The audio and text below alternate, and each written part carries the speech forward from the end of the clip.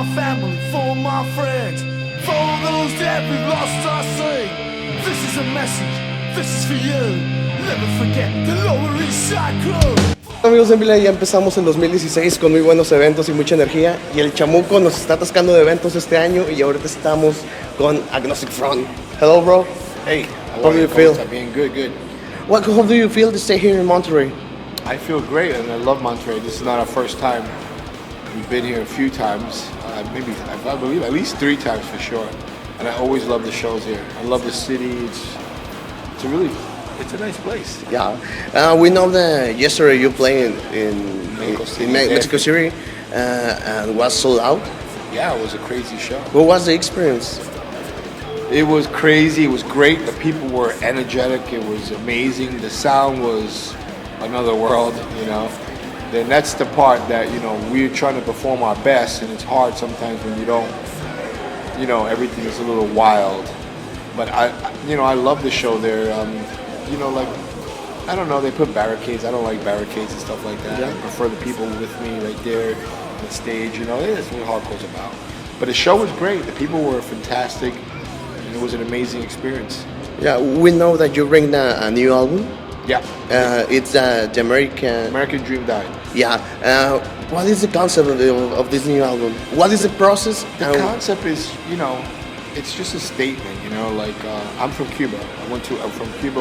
Our family left Cuba to go to America to follow this American dream. And when I'm talking about America, I'm not talking about hot dogs, apple pie, baseball, cars. I mean, yeah, that's America is great. It has all that stuff.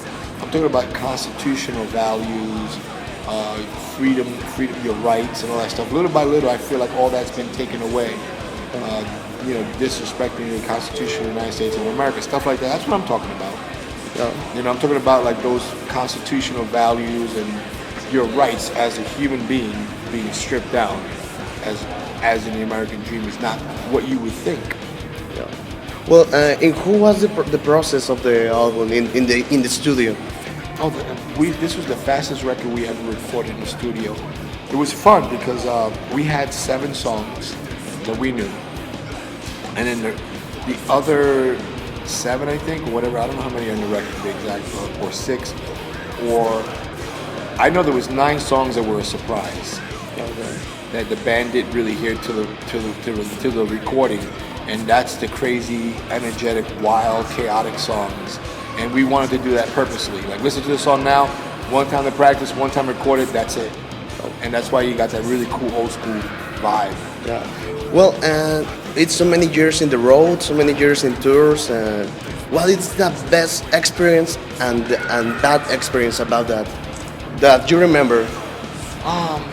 You know, I tried to just remember the best experience. I'm sure there's a lot of bad, but we've had experiences here in Mexico, for instance, where in the late 90s, we actually came to play a show in Mexico City, DF, you know, the capital, and the promoter left. You know, that's a bad experience. Yeah. And then you played the show was great, but we just left too. You never got paid. Just stuff like that happens too, you know? Yeah. And there's a lot of risk, but, you know, we've met good people all the way until this day, people that we trust, and we come down here, we have trustworthy friends in different cities, and we feel more comfortable about traveling, playing and stuff like that. Well, about you remember the first time in Mexico? I think I do. So you remember some story? Well, one of the first shows we ever played in Mexico was in Tijuana, and that was a place called Iguanas in Tijuana, which is right there border to California. Yeah. But it was one of the craziest shows I ever played in my life. I remember it was like 3 floors, and people were jumping from the balconies, like first, second balcony. And I remember they wouldn't let a lot of the locals in, and because it was a show, the promoter was no locals were allowed. It was packed full. And I went to the back door. I kicked the back door, and all the locals ran in. And that's it. The show started. As soon as I kicked out, everybody runs in. I jump on stage. We start playing. It was crazy. Yeah. Well, we know it's the last album, but after this album, what comes? Maybe some DVD or? Well, we're working on our documentary. Oh, cool. Godfathers of Hardcore. Like, we're not doing it, but our producer is. It's been working for a little bit. Hopefully by the end of this year that'll be released. I also have a book I've been writing for a long time. That'll be released by the end of this year too. And who knows, maybe another album. I don't think this year, next year. Okay. This year we're still touring The American Dream Die. We're still enjoying that. Well, we hear the song that Never Walk Alone. Yeah. It's so cool. It's a song that you want to scream and Yeah, it's very anthemy. Yeah.